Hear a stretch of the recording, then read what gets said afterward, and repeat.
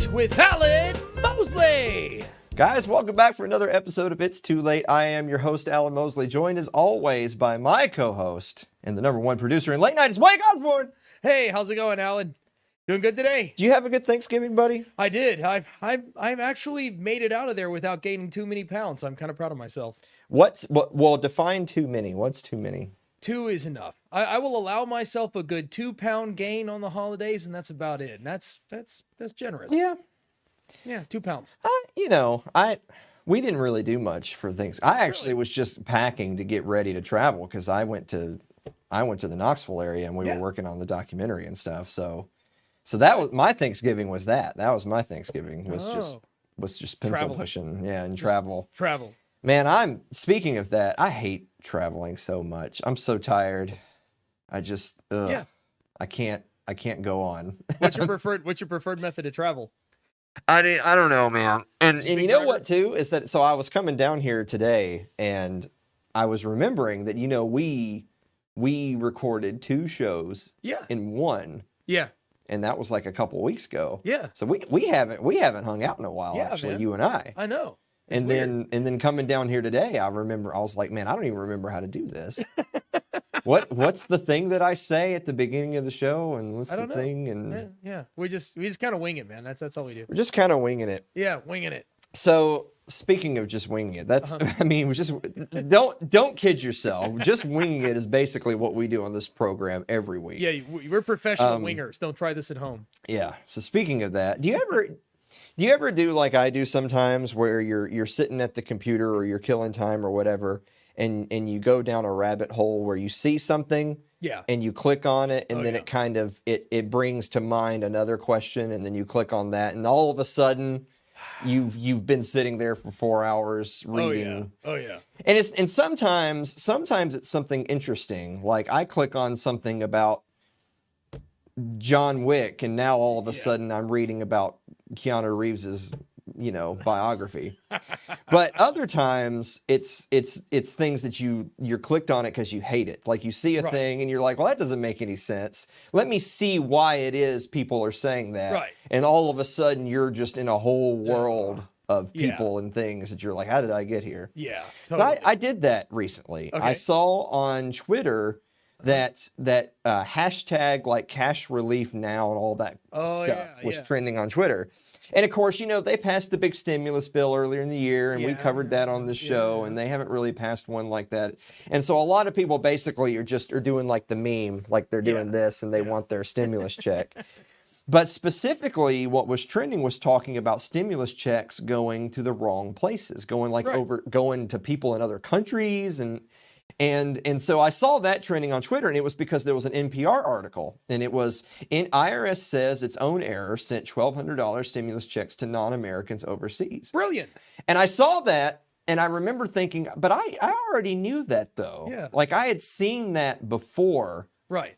And I didn't remember where it was I saw that, but I knew that was old news, even though that article there was brand new. Yeah. And it was from Thomas Massey. So Thomas Massey, the congressman from Kentucky, and he tweeted that. He said, 3 months ago, I broke the news that $1,200 U.S. stimulus checks were going to foreigners overseas. A lot of liberals didn't believe our government could be this incompetent and wasteful. Maybe they'll believe it now that NPR has finally reported on it. So sure enough, there's the retweet right there before we get rid of it, is August 14th. Yeah. So he had talked about back on August 14th that I guess one of his constituents or whatever had sent him a note and said, hey, they're sending checks to just rent, like here's my granny in Norway and she got a check. And so the point being is that we already knew that was happening, that had happened. I mean, we definitely already knew that they were incompetent. Like, imagine that the government can't do a thing. But we already knew that they were messing up the stimulus, but because NPR had reported on it, now it's like it's real. Does that make sense? Now that this institution that a lot of people would believe, that a lot of people would not, like, imagine this, some people wouldn't believe you or me. Oh yeah. I can't imagine what type of retard wouldn't believe you or me. No, we're totally fake, man. Yeah, we're fake news. We're fake news. But because NPR said it, Yeah. Well, it must have happened. Yeah. And so then, because of that, I saw all these people. It was trending about cash relief, and I was like, so what are they talking about? And then the next thing I saw was this: is that we need hashtag emergency. I know they found the scariest picture, right? God. They find yeah, I know. It's a nightmare. So because people were arguing about Congress passing a new stimulus and that it should include stimulus checks for individuals, now here's this whole list of things that they want stimulus to include. So we'll go through this. Suspend rent. Wow. Suspend mortgage payments. Emergency Medicare for all. $600 a week unemployment. And $2,000 a month UBI. Wow, that's cancel student loan debt. Cancel medical debt. Cover small business payroll. So basically they want like 10 grand a month from the government for everything. Well, we're not gonna like, because this isn't really our bit. This is just the monologue. So the only reason I'm bringing this up is that I just went down the rabbit hole and saw all this crap. It's just the point being is that isn't it interesting how, because there's a lot of talk in the news about the Congress is working on another round of stimulus. Yeah. Now the most recent things that I saw is that they may pass another stimulus that might, I mean, they're like, we know what they're going to do. They're going to bail out big corporate interests. Sure. They'll bail out the airlines again. Yeah. And they may refund the little like small business program thing. But now individual stimulus checks to people, that's currently not on the table. Really? So that's not currently a thing. They may try to get that in there, but it's not currently a thing. But just the point being is that it's kind of like a shark smelling blood in the water, you know? How when it starts to become sort of discussed in the mainstream ether, that the free money spigot might get turned on. Yeah. Then all of a sudden, you have people just crawling out of the woodwork saying, "Oh, well, while we're discussing free money, let's do this thing and let's do that thing." And so finally, that brings me around to, you remember Andrew Yang? Yeah. He ran for the Democratic nomination. He didn't really ever get anywhere, but he was, the reason, his claim to fame was he was a big UBI guy. He was one of the big, well, we should just have universal basic income, $2,000 a month. And you saw that on that list. Yeah. And so a bunch of people were reminding kind of like, oh, do you remember Andrew Yang? Remember when he was running, and remember he was saying, you know, we really need this, you know, we can afford it, yada, yada. By the way, I don't know who we is. I can't afford it. I don't know who we is. So they had this meme, this quote meme of Andrew Yang. It says, "Nothing balances income inequality as effectively as money." And so first of all, I want to say that's just factually incorrect. Right. If you wanted to balance income inequality, then people who have a lower income need to learn job skills. They need to invent something. They need to make something. They need to serve their fellow man. That's how capitalism works. And if they do those things, they'll make more money. Right. Whereas if I were to just write you a check, then when that check is out, when you've spent that money, you now no longer have that money. Right. You'll be wanting another check as opposed to just, I don't know why Andrew Yang's still looking at me, by the way. Thank you. Just he's a pretty guy. Well, you know. And so, he's a pretty guy. Whatever. We've learned something about Blake today on the program. It's dapper. I guess. And so the point being is that no, Andrew, money won't just solve income. Because it's funny that even in his own phrase, he says income inequality. Yeah. Which brings me to the point that, you know, a lot of people conflate like income and wealth or cash and wealth as being the same thing. They're not really the same thing. Right. So someone with a higher income, and he has said the phrase income inequality. Right.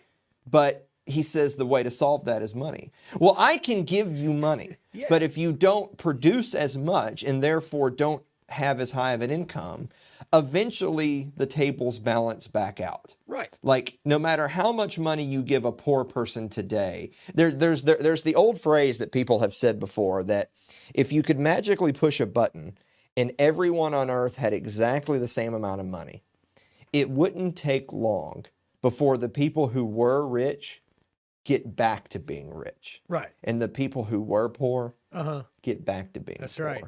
And there'll probably be exceptions. I'm sure that there are genuinely some people out there that have just had some bad luck in life, and if they were to get get a cool loan of $1 million, as Trump said, then they would be able to turn that around into a favorable outcome. Sure. I'm sure, of Yeah, course.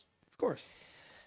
But for a lot of people who don't know how to manage said wealth, who don't produce anything of value, who don't command that kind of income because they don't really earn it.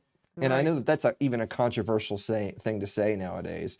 They would figure out a way to blow their money. Sure. And the people who were rich, who now have been made poor, they'd figure out a way to make that money back. Yeah. They didn't get rich for no reason. Right. Man, I thought Asians were supposed to be smarter than that. Ooh. Guys, we will be right back after the break. Don't go away.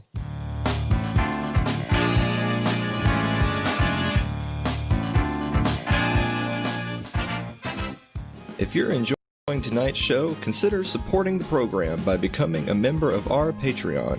That's over at patreon.com/Alan Mosley.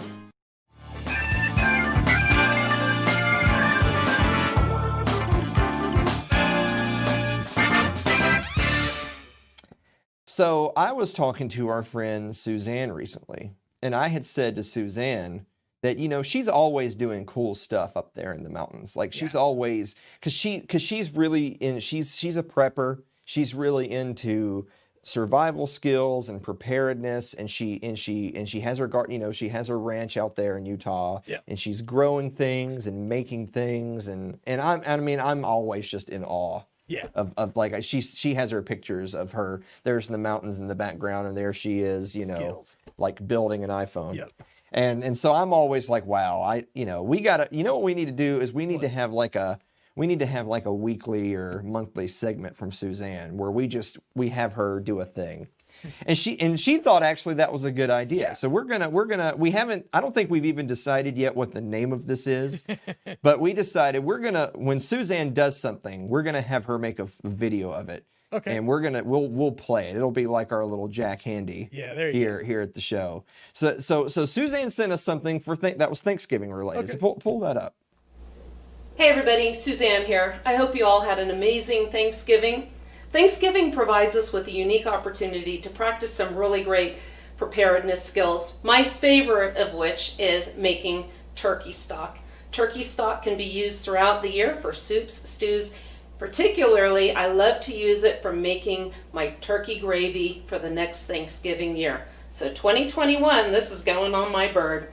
You know, this year's Thanksgiving provided us with some unique challenges thanks to the government's keeping us safe due to the COVID pandemic. I know a lot of us had to forego some of our favorite family traditions and getting together.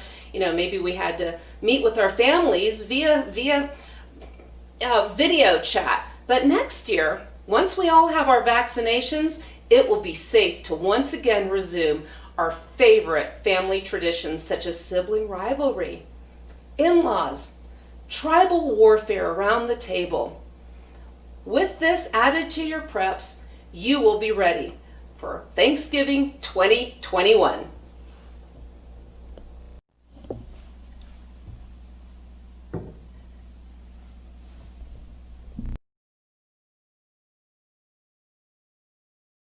You know, so first of all, that took a turn right there at the end. But her pantry didn't look the way I just thought her pantry would look. Yeah. It's a little small, wasn't it? I have a bigger pantry than that. It wasn't as well stocked as I've always been led. Well, actually, in a weird sort of way, it was well stocked. It was kind of well stocked. It was well stocked, just not. Yeah. I've learned something today about survival. Yeah. So thank you. So there you go. I'm impressed that turkey stock can last a year. Hey, Blake. Yeah. What time is it? It's time for meme of the week. So I was watching the college football, and at a lot of places, different places have more stringent rules than others. But you know, the band, because you don't really have bands in pro sports. And one of the cool things about college sports is you have the bands, right?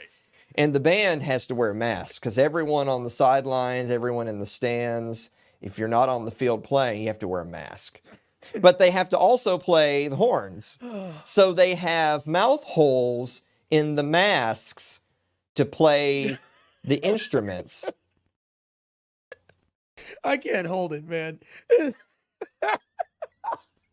Stupid. I mean, when you play the thing, doesn't the air come out of the horn? My son plays the saxophone, and it's like, I mean, Well, come on, man. I don't give two craps about the instrument. They have mouth holes in Yeah. the masks. What's the point, man? It just goes to show God. that we live in a clown world. Oh, we do. Nothing, God. none of this matters. It just doesn't. It doesn't matter. It just doesn't. Just just go to Suzanne's pantry, Yeah. and get what you need. Yeah, today's episode is not really about like the Modelo virus or masks or anything. No. But I'm just going to come out and say it. If I see you wearing, like if you've got pictures on your social media of you and you've got a mask on, I lose all respect for you as a human being. Mm-hmm. And I know there might be some people watching this right now who, like, I understand if you have to wear one to go to the grocery store because you live in a really bad area when it comes to mandates or whatever. But the people who they flaunt it. Like, look how compliant I am. Like their avatar on Twitter is them wearing a mask. I don't respect you. Or worse, their Christmas cards have freaking masks on them. I don't respect you. Like, I'm just saying it. I'm just saying it so that now you know that, and I'm not being facetious. I don't respect you. So if that offends you, this isn't the program for you. I'm just saying. Yeah. Anyway, let's get into more cheerful. This is the holiday season, Sure. Blake. Yeah. Why aren't you being more cheerful? Yay? Let's answer some viewer mail.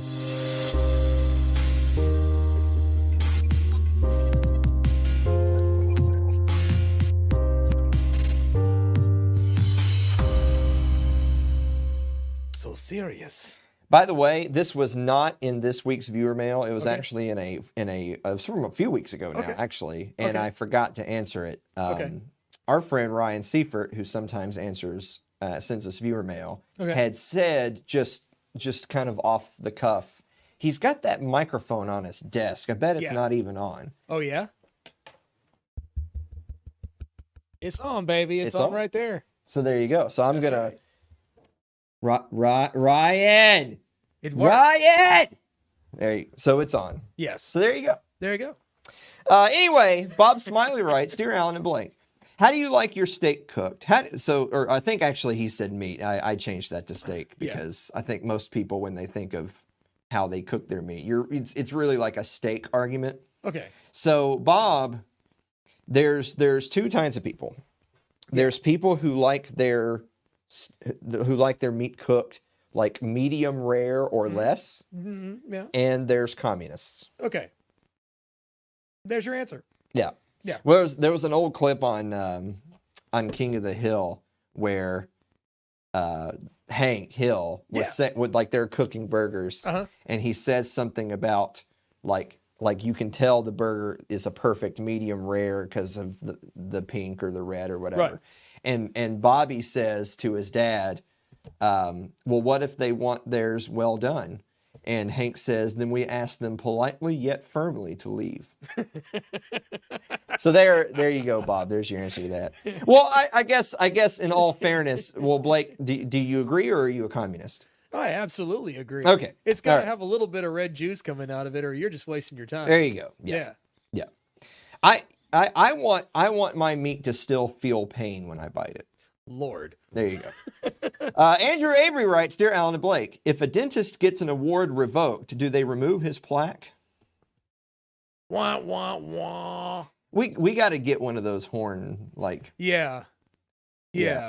Wow. My favorite one is The Price is Right. The bump bump ba-dum. Yeah, I do. Yeah. But I don't think we get a copyright strike for that. Yeah, CBS will attack us if we literally. But I think that's only if you use theirs. If we create, if we recreate it originally as an artist. Yeah. Like Let's just if give we him just a raspberry. I mean, we're here at the studio. If we just have you go into the red room over there and play a little bump bump bump, or just go. No, I'm talking.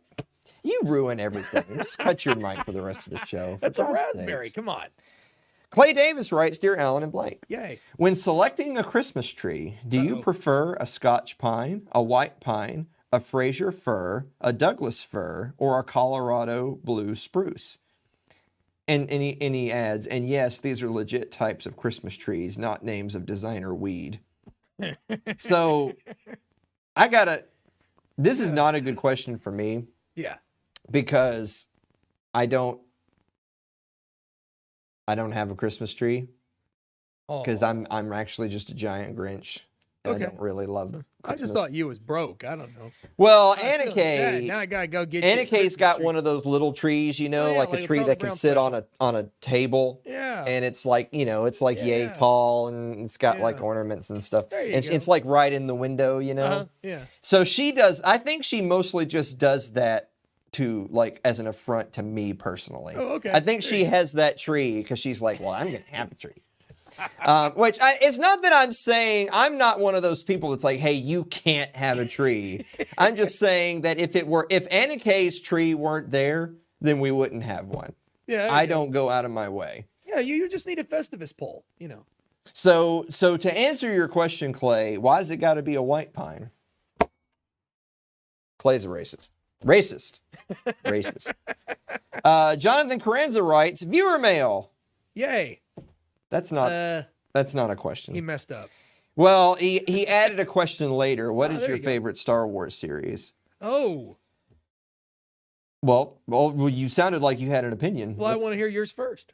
Okay. Well, I mean, if you're saying Star Wars series like TV as opposed to like movies. I mean, if you're going to include movies and you're saying like series like the original trilogy, prequel trilogy, Disney trilogy. Disney trilogy doesn't even exist as far as I'm concerned. It's such absolute garbage.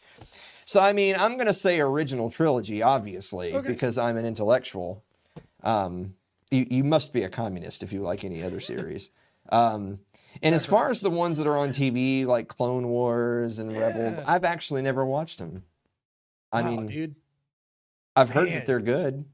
But being an anime lover, dude, you're missing out. Well, I wouldn't really consider that anime because it's not really Japanese. Yeah, you're probably right. Yeah. Star Wars Rebels.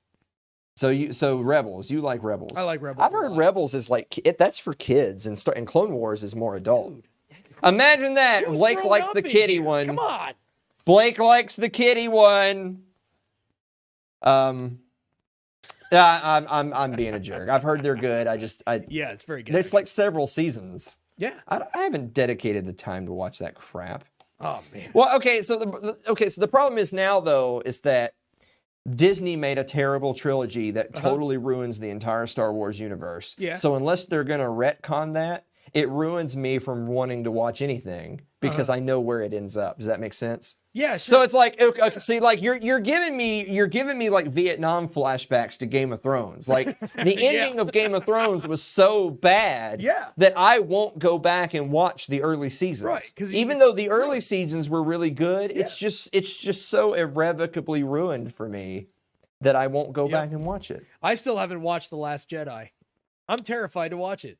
I'm afraid it's going to completely ruin everything, or I'm going to love it. I don't know. Well, and I won't watch the Disney movies. So there you go. Celeste Annis writes, do you have a favorite Christmas ornament on your tree? So we can... Wait, what? Refer to Clay's question. Do you have a favorite ornament, Blake? No, my kids put ornaments on it every year, and they're all various different kinds. All right. So there Sometimes you go. it's a cat. Suzanne Sherman, Suzanne shouldn't get to have a video and then also get to ask a question. I know. That's It's too rock star. Too much. Yeah. Suzanne writes, Dear Alan and Blake, for Christmas dinner, ham or beef? I don't think I've known anyone that does beef. I'm it's fixing just to do ham a or pot turkey. roast, Joe. What? I'm fixing to do a pot roast. You're gonna do a pot roast for Big Christmas? old pot roast for Christmas. Yeah, man. Good stuff. Well, we did you did the turkey thing and the ham thing for Thanksgiving. It only leaves one kind of meat. Well, I mean, we do turkey and ham for Thanksgiving, and then we do turkey and ham for Christmas. But we don't really do, like, sometimes we'll have a country ham, but we don't do ham regularly throughout the year. And we basically never do turkey except for the holidays. So we'll do both. We'll do ham and turkey both, and do both of them at Christmas and do both of them at Thanksgiving. And then that's it. So there you go. So for that question, I guess ham. Okay. So the answer is ham with the thin caveat that around here we like country ham. There you go. And if you don't know what country ham is compared to like just your typical little honey glazed, then you're missing out. Big time. Country ham is where it's at. That's right. Oh yeah, it's dope. Jeff Johnson writes, Dear Alan and Blake, what is your favorite Christmas movie? Is it either A, It's a Wonderful Life, or B, Die Hard? Now, see, what Jeff's trying to do here is he's trying to bait us into the whole debate over whether or not Die Hard is a Christmas movie. The answer is that Die Hard is a Christmas movie. It is. And between those two movies, because he says A or B, so I guess it's not technically your favorite. It's your favorite of these two. Right. So between It's a Wonderful Life and Die Hard, I guess my favorite movie is Die Hard. Mine's Gremlins. All right. Well, okay, so Gremlins is your favorite Christmas movie, but of those two, what is your favorite? B. Because It's a Wonderful Life was... Ugh. It's a Wonderful Life's kind of depressing, actually.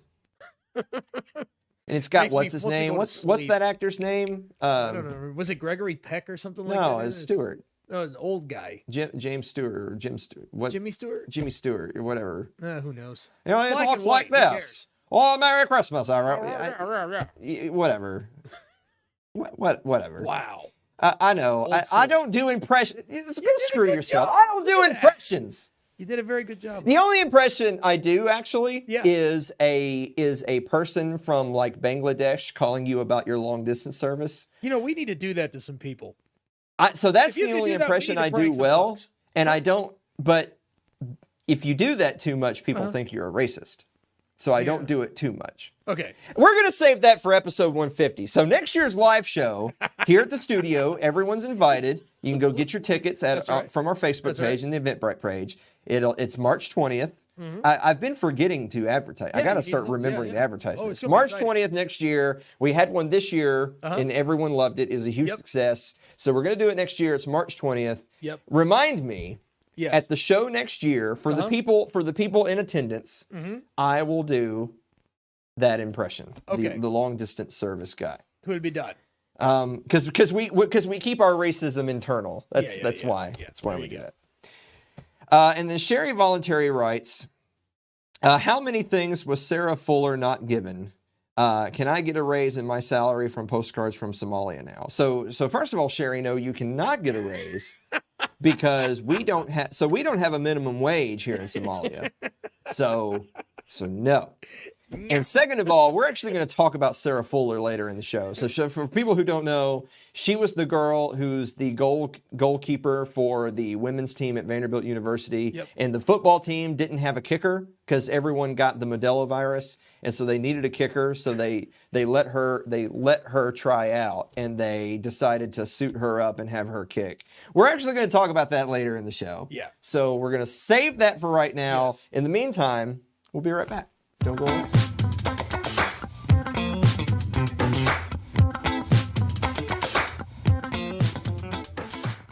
Your ad could be playing right now, reaching thousands of potential customers. Sadly, it's not, but it could be. Find out how to be an advertised sponsor for It's Too Late with Alan Mosley. Email us at alan@funnybroke.com.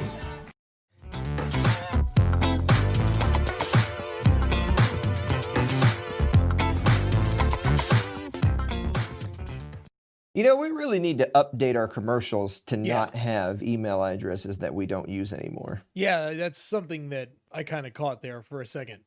You still get email at that, you know. From I'm glad that you caught it because I feel like that's something that you should fix. Yeah, you're right.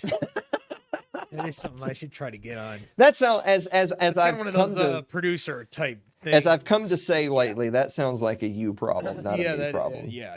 I mean, I guess it is a me problem because if people are trying to give us money or sponsorships and they can't get through, then it is a me problem. Well, yeah. But, you know, I'm delegating the problem. Is that email totally dead?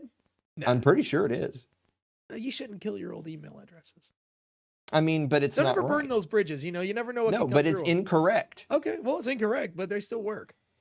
You should know enough about. Okay, we got to take a break from the show so that Blake and I can have a conversation. You should know enough about me by now that I'm a no half measures kind of a guy. No, you're that right. when You we like to move be to a different address, Yeah. then the old address is no more. It's burned. Yes. I've been known to burn a bridge every now and again. Yeah, I know.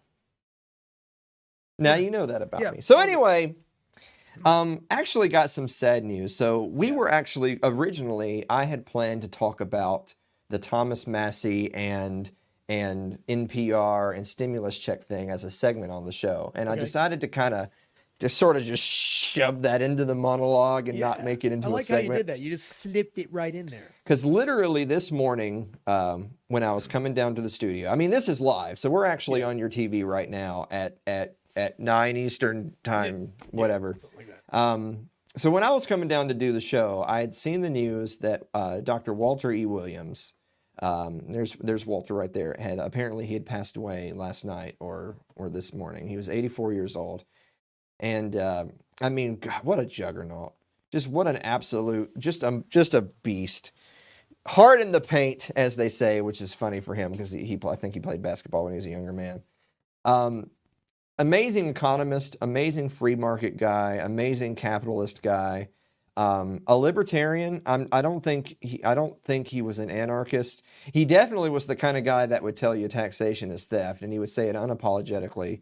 Along with Dr. Thomas Sowell, is known. I mean, let's not mince words. I mean, the man was black, and so because he was black, he took it upon himself to write and speak a lot about things like minimum wage, about things like welfare and the war on poverty that was started during the Johnson administration, to talk about the black family and the upward mobility that blacks enjoyed post-slavery, post-Jim Crow.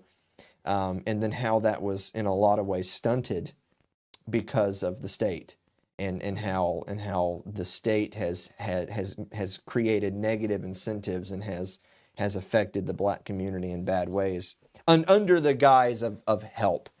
So what a guy!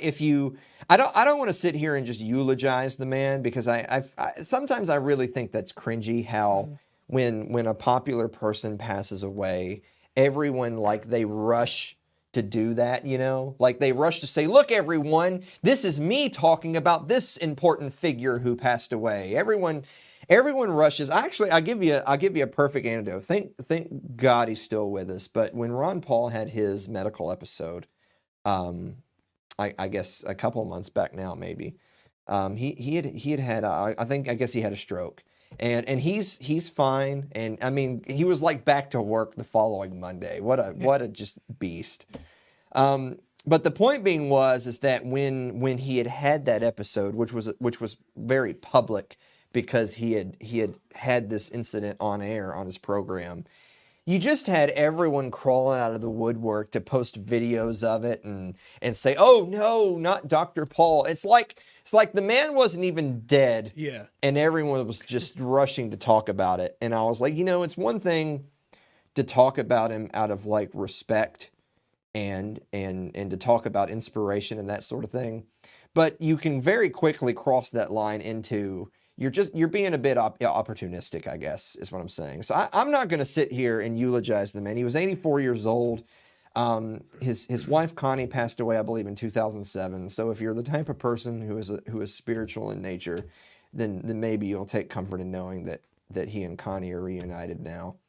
And but I know he was an inspiration to a lot of people. But instead of us, and by the way, if you want to kind of see sort of a little presentation about Walter Williams, you can just find it on YouTube. There's Suffer No Fools, which was the name of about like a little hour long sort of like documentary focus on Dr. Williams's life and where he came from and some of the challenges he overcame and what he worked on, what his life's work was. So it was called Walter Williams Suffer No Fools, which, by the way, what a name for a documentary about you. Suffer No Fools. And if anything, that's just impressive to me because, first of all, if you knew the man, you knew that he was a straight shooter and he'd tell you like it is, and he was unapologetic in what he believed. But just the fact that there's a lot of kind of just milquetoast, just sort of like the hearts and minds folks The people who are like, well, we gotta bring people to our side, and so we want to be approachable. We want to win hearts and minds. It's not that he wasn't trying to convince people, but he was going to convince people because he knew he was right, and he was going to show you how he was right. He wasn't going to coddle you. He wasn't going to try to make you feel good and try to tell you that the truth shall set you free. He was just going to tell you like it is. Yeah. And so if you're really interested in that, you can find Walter Williams' Suffer No Fools. It's like free to watch on YouTube. So if you're interested in that, you can go watch that. But I thought instead of us doing a whole segment where we're going to sit here and talk about what he meant to us and his life's work and that he drove a cab in Philly and all that stuff, you can get that from the documentary. What we're actually going to talk about is one of his recent works. And so everyone's talking about the lockdowns and the Rona and all that stuff. So Dr. Williams actually wrote that just earlier this year, Benefits versus Costs and the Modelo virus. And so as you probably will not be shocked to learn, Dr. Williams was not a big fan of the shutdowns, and he didn't think that was particularly good government policy. And so I'm going to go into this a little bit. So he starts off with, one of the first lessons in an economics class is everything has a cost. That's in stark you can get rid of that, Blake. Blake, you and I need to have a conversation. I've discussed this with you off air like 20 times. I thought you were just going to read it. I'm reading it here, but that's just a reference point because we're on a visual medium, Blake. Jesus. Go ahead. Continue. Fascinating. I know that some people like it when I yell at you because that's on the drinking game. And so right now, you have to make sure they got something to do. Yeah, like Jonathan and his group right now are just, they're fighting. To be 100% honest with you, I'm never really sure when to turn those off. It's a reference point. Anyone who's ever seen a TV show once in their life understands that it's a reference. I just watch cartoons. I know. You watch Star Wars Rebels, apparently. You're ruining my expose on Walter Williams and how important he was. He was important. Please continue. He was important. Very important. All right. One of the first lessons in an economics class is everything has a cost. That's in stark contrast to lessons in the political arena, where politicians talk about free stuff. We talked about that earlier in the show. Mm-hmm.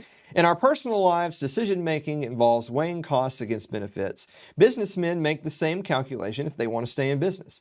It's an entirely different story for politicians running the government, where any benefit, however minuscule, is often deemed to be worth any cost, however large. Related to decision-making is the issue of being overly safe versus not safe enough. You see people say that all the time of if you're against masks or if you're against lockdowns, then of course, well, why we're trying to save lives. Why do you not want to save these people? Because of course, if you're against their policy, you can't have any legitimate reasons to be against their policy. You can only want to see Granny die. So he's addressing that. So sometimes being as safe as one can be is worthless. An example. How many of us, before driving our cars, inspect the hydraulic brake system for damage? We'd be safer if we did, but most of us just assume everything is okay and get in our car and drive away. The National Highway Traffic Safety Administration estimates that 40,000 Americans lose their lives each year because of highway fatalities. Virtually all those lives could be saved with a mandated 5-mile-per-hour speed limit. Fortunately, we consider costs and rightfully conclude that saving those 40,000 lives aren't worth the costs and inconvenience of a 5-mile-per-hour mandate. So that's interesting to word it that way because our detractors, because these are people who operate in the arena of mafios. They don't operate in the arena of facts and logic. And so that's a beautiful example. So you'd say to them, well, why shouldn't we all drive 5 miles an hour on the interstate? If we did, there'd be way less people. Nary all of them wouldn't be getting in fatal car accidents. So they must not care about those people's lives, right? With the costs and benefits in mind, we examine our government's response to the Rona. The first thing to keep in mind about any crisis, be it war, natural disaster, or pandemics, is we should keep markets open and private incentives strong. Why? Yeah. Markets solve problems because they provide the right incentives to use resources effectively. federal, state, and local governments have ordered an unprecedented and disastrous shutdown of much of the U.S. economy in an effort to slow the spread of the virus. There's a strictly health-related downside to the shutdown of the U.S. economy, ignored by our leadership, that has been argued by epidemiologist Dr. Newt Witkowski, formerly the head of the Department of Biostatistics, Epidemiology, and Research Design at Rockefeller University in New York City. Witkowski argues that the lockdown prolongs the development of, quote, herd immunity, which is our only weapon in exterminating the novel virus, outside of a vaccine that's going to optimistically take 18 months or more to produce. He says we should focus on shielding the elderly and people with comorbidities while allowing the young and healthy to associate with one another in order to build up immunities. Witkowski says, so it's very important to keep the schools open and kids mingling to spread the virus to get herd immunity as fast as possible. And then the elderly people who should be separated, and the nursing homes should be closed during that time and can come back and meet their children and grandchildren after about 4 weeks when the virus when they've developed herd immunity. Witkowski argues that would stop a, quote, second wave headed for the United States in the fall.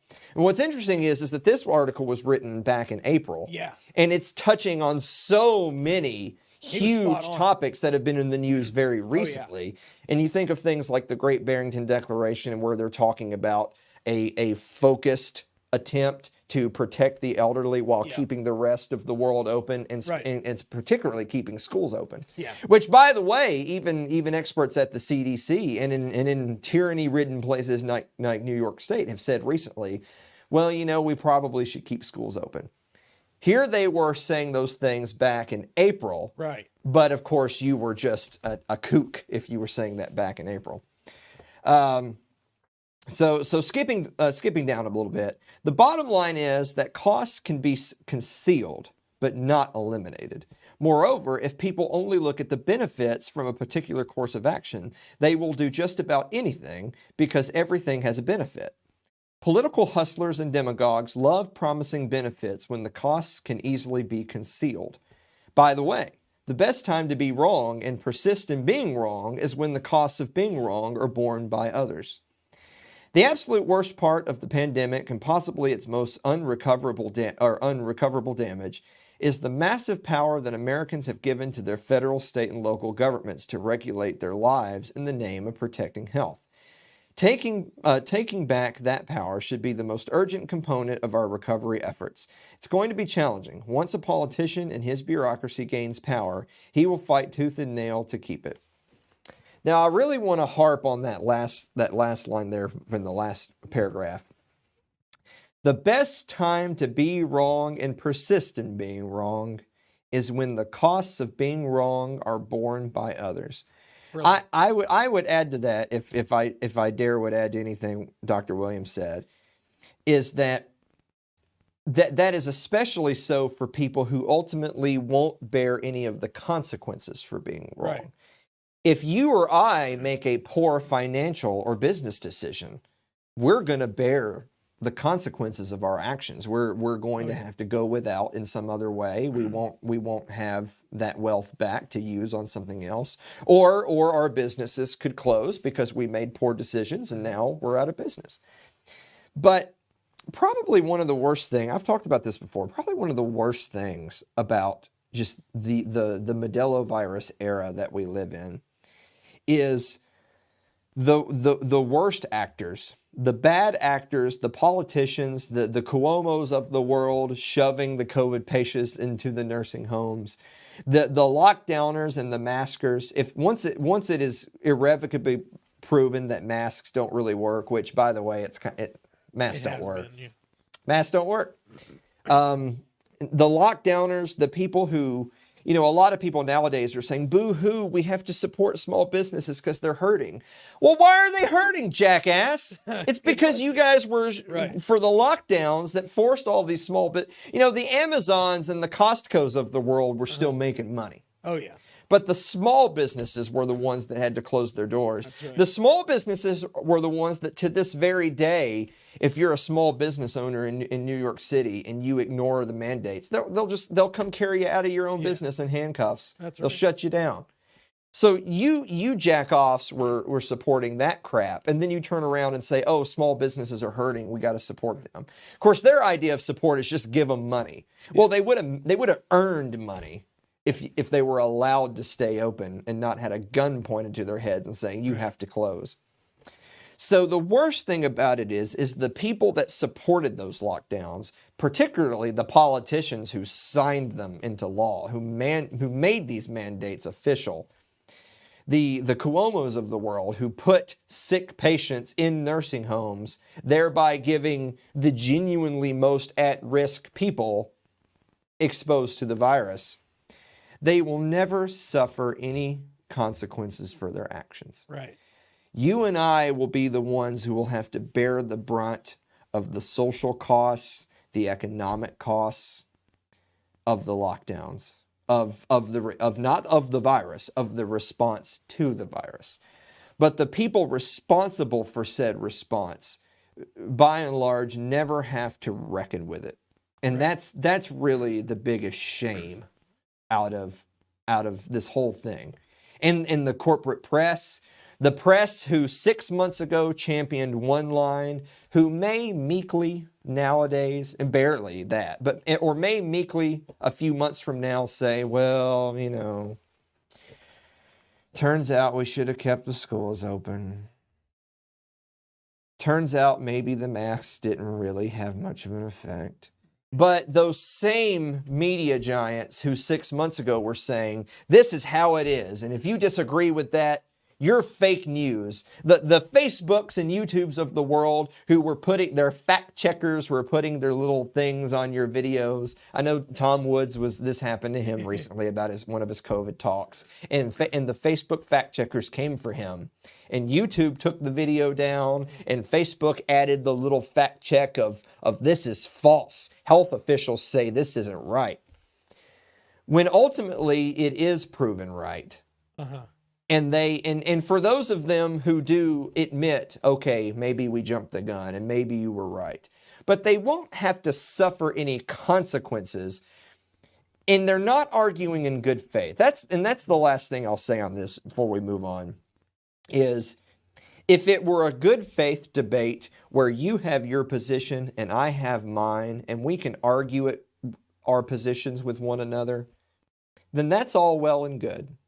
But it's not good faith because these people want to shut you down. We're throttled all the time. We're completely dependent on you guys, the viewers, to like and share this program. Show a friend. Let them know, hey, go check out this guy. We love the show. It's Too Late with Alan Mosley. Check this show out. Yeah. Because we're throttled on social media everywhere we turn because they don't like what we have to say. Right. And if we say something they don't like, they can go so far as to just deplatform us. Right. Now, if they decide 6 months later to no longer have that stance, does that give us back that reach? No. Are they going to go back and promote our video as opposed to having shut? Of course not. Because they will never bear the brunt of the consequences for their actions. And that's probably the worst part. Yeah.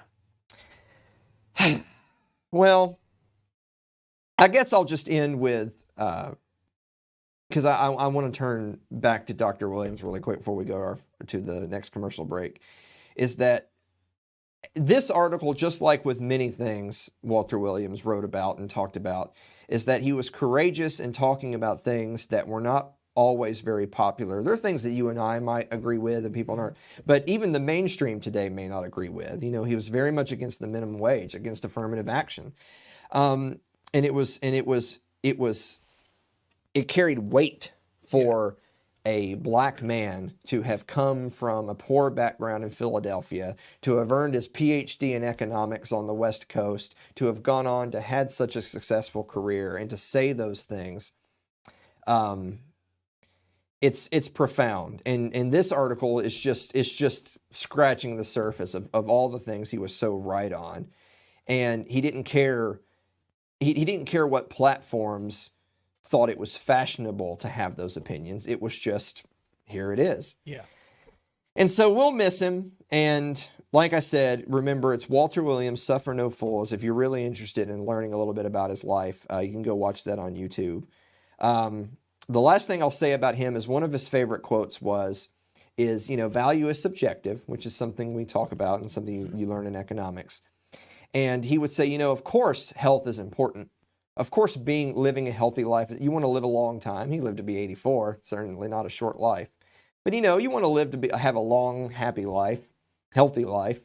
But he said, if I die and I have clean lungs that aren't black and full of tar, all that means I just didn't smoke enough. I didn't have enough cigars. He says, if I die and my arteries aren't full of buildup, then that just means I didn't have enough bacon cheeseburgers. Yeah. If I die and I have a perfectly healthy and functioning liver, I just didn't have enough beer. Yeah. And I always loved that, because what he was ultimately getting at is that it's one thing to believe in all of those things, but it's another to have policy drive and force people to make those decisions. I don't think you should force people to make those decisions about their health. In the same way, I don't think you should mandate masks or force businesses to shut down. But he would say that about individual choices as well. And so I guess all I'll conclude with, and we'll go to the commercial break, is that I hope that Dr. Williams had very black lungs and clogged arteries and a liver on its last legs. I hope he got to live his life to the fullest. I think he did. So there won't be another one quite like him. Guys, we'll be right back after this break.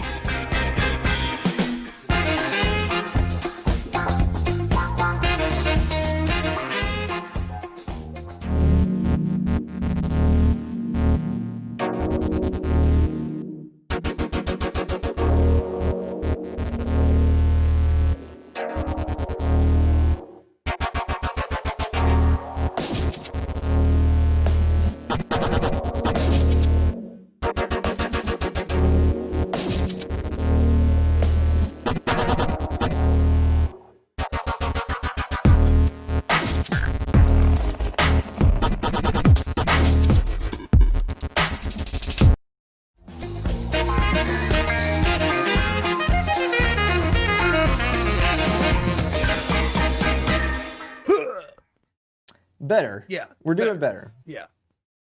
So, by the way, I want to say really quick before we talk about Sarah Fuller, Okay. that was the Path to Liberty from the 10th Amendment Center, That's the right. commercial, which you can go to 10thamendmentcenter.com/members to you should sign up. You should become a supporter. Yeah. I mentioned that because the founder and president of the 10th Amendment Center, Michael Bolden, his birthday was yesterday. Oh, wow. So happy birthday to our friend Michael Bolden, multiple-time guest on this program. We love him to death. Go check out the Path to Liberty. Go check out the 10th Amendment Center.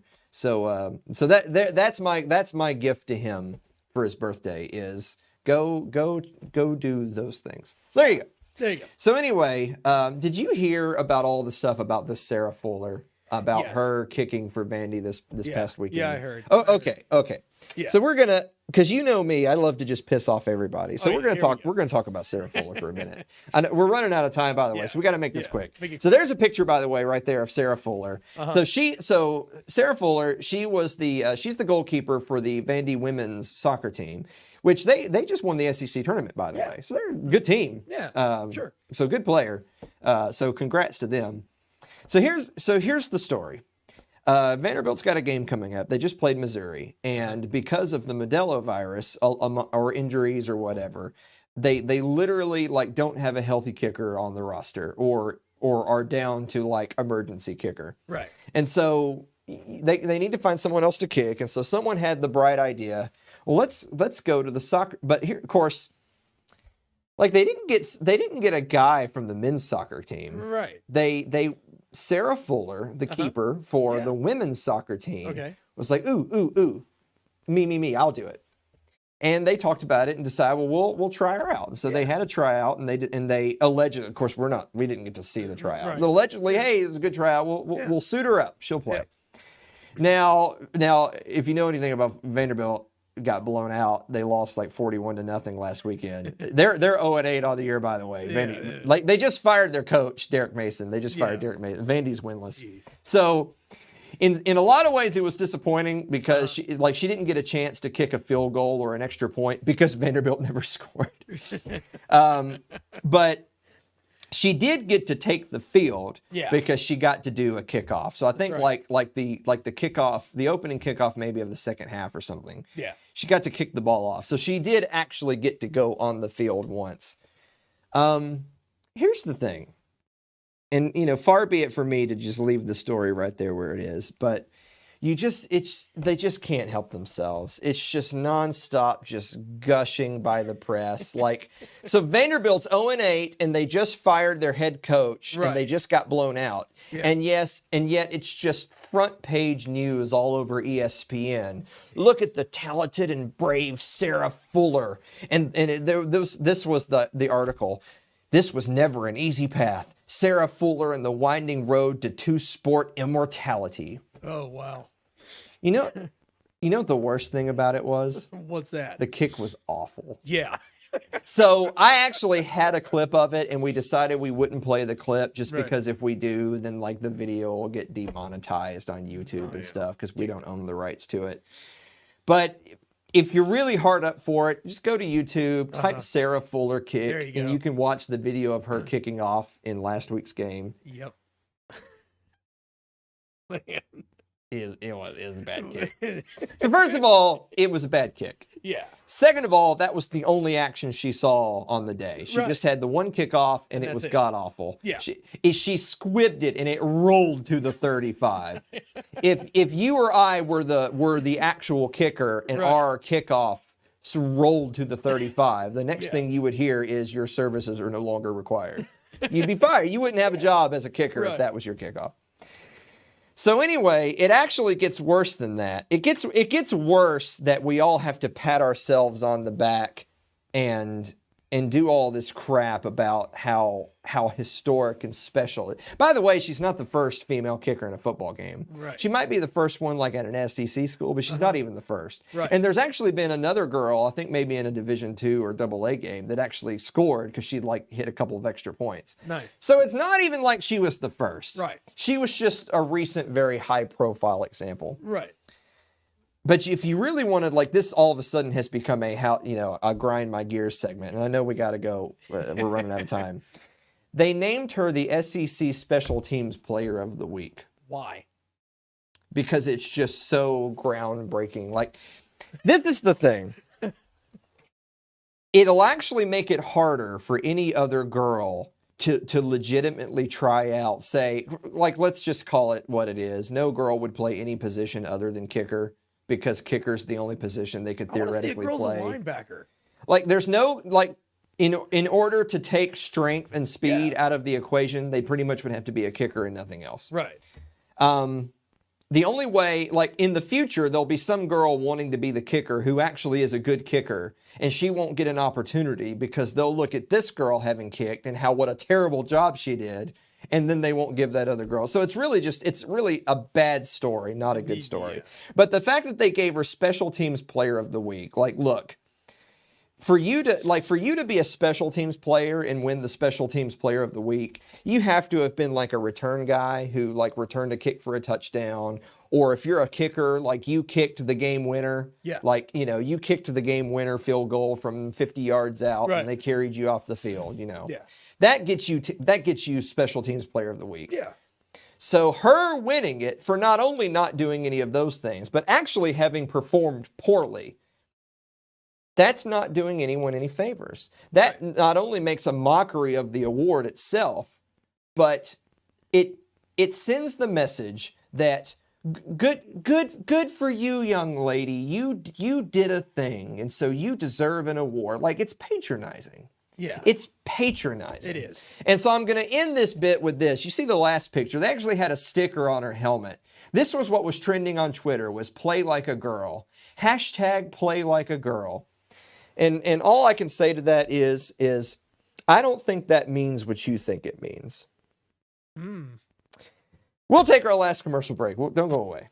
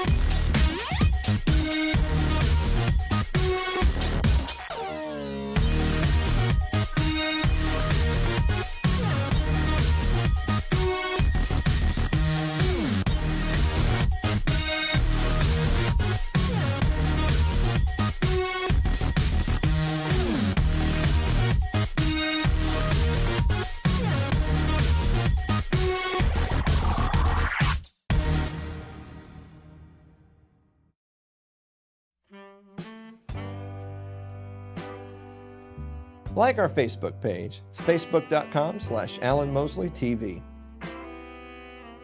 You can follow me on Twitter. That's Twitter @AlanMosleyTV. Subscribe for our whole library at youtube.com/AlanMosleyTV. Also, don't forget as well, Parler @AlanMosley. That's right. We don't have any time, so I guess we can't hem-haw around and me say something horrible and, Sure. to get us canceled. Right. I've probably said enough today to get us canceled. Rest in peace, Walter Williams. Guys, thank you so much, and we will see you next week.